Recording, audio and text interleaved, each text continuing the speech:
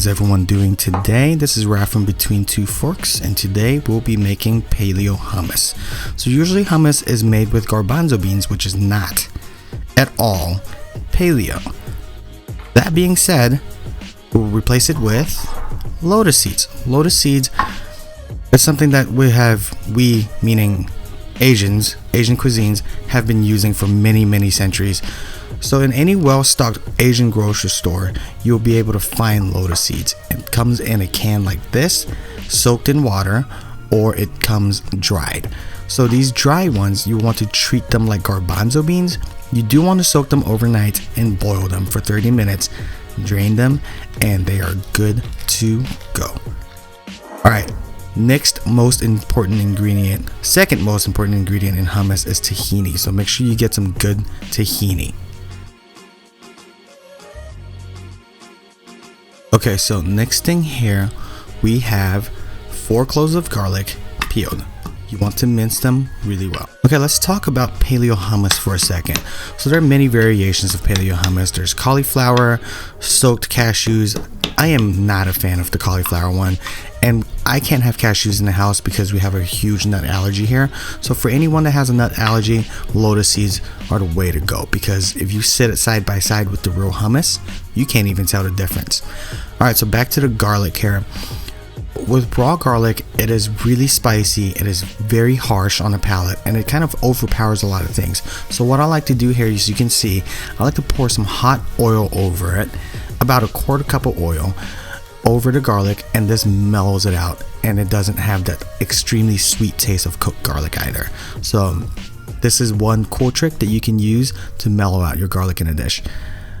So here I am using the canned lotus seeds. I have drained them, rinsed them, and one thing about lotus seeds you have to pay attention to is, I don't know if you can see this right here, this is the kind of like a sprout in between the lotus seeds, and you will want to get rid of them. It is some of the most bitter things you can ever eat, so make sure you get rid of them. I'll get a closer shot of this for you so you can see, but make sure you remove it because it is so bitter. It is disgusting, so make sure you get rid of it. So go through all of your lotus seeds, pick out all the stems or the pits, and give it a quick rinse, and it is ready to roll. Now here I am using a mortar and pestle. Feel free to use a food processor or a blender. It is much easier. I'm just picky, so I use a mortar and pestle because I like the texture that comes out of it. It's slightly chunkier and not as smooth, and that's just kind of a personal preference thing. And of course, a food processor's cleanup is much easier.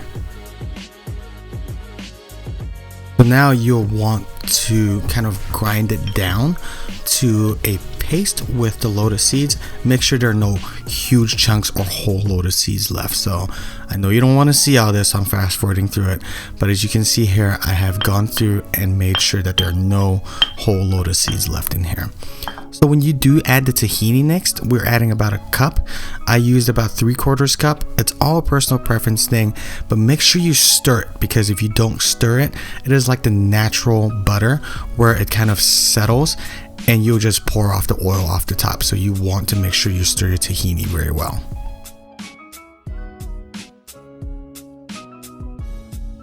Next up, you'll want to give it a quick stir with the pestle.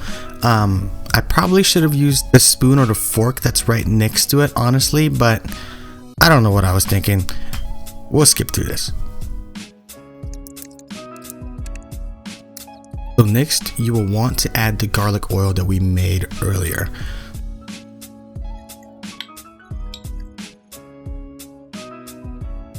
We'll juice about 1/2 lemon in here. It is a personal preference thing. If you think your hummus is a little too much on the bitter side, like too much tahini, you can add a little bit of lemon. The acidity will help balance out that bitterness.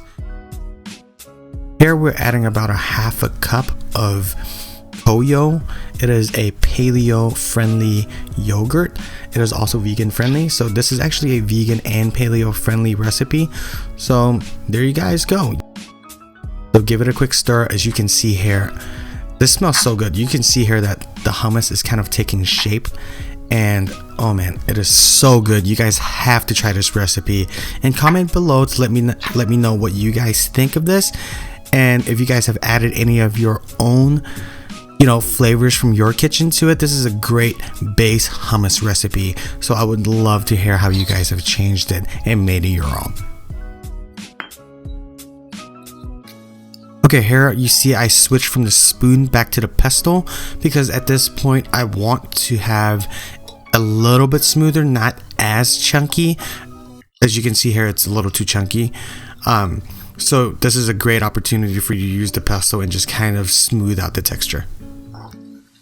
Alright, so as you can see here, I am adding a little bit of water to it because the hummus mixture can be a little thick. I added about 2 tablespoons of water here. If you like a more runny hummus that is not as thick, feel free to add a little bit more water to it. Now, we're going to spice these up with cumin and salt only. It seems very simple, but one thing that I've learned cooking throughout the years is that from Marco Pierre White himself, the more you add to it, the more you take away from it. And sometimes simplicity is best. And this is another case that simplicity is best. Just a little salt, just a little bit of cumin, and this just sets it off. Okay, so here we're actually going to eat the hummus with a little bit of paleo pita bread that I've made already and some sliced cucumbers. So the cool thing about hummus, you can really dip a lot of different things in it. Raw carrots, chips, whatever, you know, whatever floats your boat. So while you plate the hummus, one of the things that I've learned is, you know, kind of swirl it, smush it around the plate, make some divots with your spoon. This creates channels that the olive oil can pull in, and it just makes a really pretty presentation. So of course, as always, Casandrino's is my go-to olive oil. Give it a healthy drizzle, and I am going to be using, I think it's pronounced Zaa'tar seasoning. It is a Middle Eastern spice. It's got a combination of marjoram, thyme, sumac, cumin. You can really add some stuff of your own to make it yours. Here I've added some crushed peppers because I like spiciness, and some chipotle pepper into it. Remember, salt, fat, acid, and heat. This is another example of a great balance of salt, fat, acid, and heat. And if you have not watched that Netflix series, stop everything, make a hummus, sit down, and go watch it because it is a fantastic show. I love it. And what I didn't get to talk about is that I sprinkled some smoked paprika on top of it to give it some smokiness and an additional layer of flavor. So Dum Me forgot to get any kind of cilantro or chives to kind of garnish and sprinkle it on top to add some additional flavor. Definitely something that you can do as well. I hope you guys like this recipe. If you guys like what you see, hit the subscribe button, hit the like button. It would mean the world to me. And this way it allows you to follow me for all new and upcoming paleo and non-paleo recipes. See you guys next time. Bye.